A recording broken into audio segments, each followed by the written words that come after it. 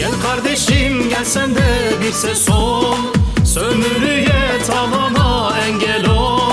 Gel kardeşim gel sen de bir ses ol, sömürüye tavana engel ol. Aydınlık bir gelecek için, aydınlık bir gelecek için, barışa çözüme bir adım ol, barışa çözüme bir adım ol.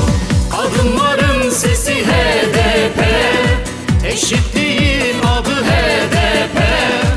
Kadınların sesi HDP, eşitliğin adı HDP. Özgürlüğün adı HDP, özgürlüğün adı HDP. Kardeşliğin adı HDP, kardeşliğin adı HDP.